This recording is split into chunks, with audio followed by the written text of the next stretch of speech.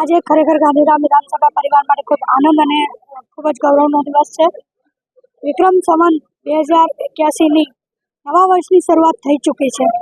ત્યારે ભારતીય જનતા પાર્ટીની સંસ્કૃતિના અનુસાર સર્વે ધારાસભ્યશ્રીઓ, સાંસદશ્રી એ પોતપોતાના વિસ્તારમાં સ્નેહ મિલનનું આયોજન કરતા હોય છે. ત્યારે આપ સૌએ જોઈ જ હશે કે છેલ્લા કેટલા દિવસથી સર્વપ્રથમ આદરણીય સાંસદ શ્રી વિનોદભાઈ ચાવડાજી, ત્યારબાદ પ્રદ્યુમનસિંહજી, ત્યારબાદ આપણા ત્રિકમભાઈ છાંગલા સાહેબ અંજાર ખાતે, ત્યારબાદ આપણા કેશુભાઈ પટેલજીનું, અનિરુદ્ધભાઈ દવેજીનું, સર્વેનું આજે ગાંધીધામ વિધાનસભાનું અને 17 તારીખે રાપર વિધાનસભા રાપર વિરેન્દ્રસિંહ જાડેજાજીનું સ્નેહ મિલનનું આયોજન થયું છે.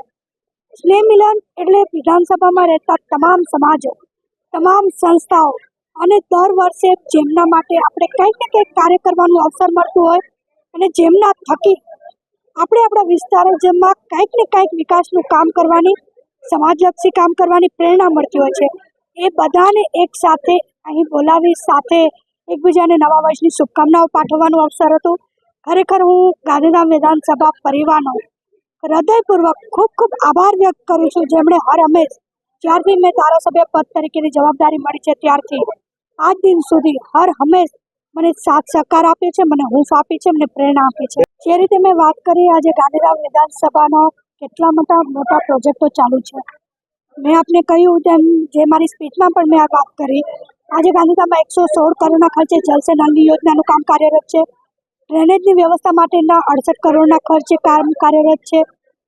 બે બ્રિજ, એક બ્રિજ ઓસ્લો ઓવરબ્રિજનું કામ પૂર્ણ થઈ ચૂક્યું છે. LC3નું બ્રિજનું કામ કાર્યરત છે, ખૂબ જ ટૂંક સમયમાં પરિપૂર્ણ થશે. 2 અંડરપાસ LC4 અને LC5 એ પણ રીટેન્ડર થયું છે. બીજી વખત ટેન્ડર કરવાની જરૂરિયાત પડી છે, પણ એ ટેન્ડરની પ્રક્રિયા કાર્યરત છે અને ટૂંક સમયમાં એ કાર્ય પર શરૂઆત થશે.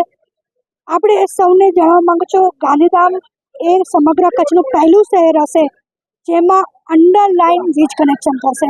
આપણા જેટલી બી વાયરિંગ છે અંડરલાઇન થશે. 350 કરોડના ખર્ચે ખૂબ ભવ્ય કામ એ ટૂંક સમયમાં એનું આપણે ખાતમુહૂર્ત કરવા જઈ રહ્યા છીએ.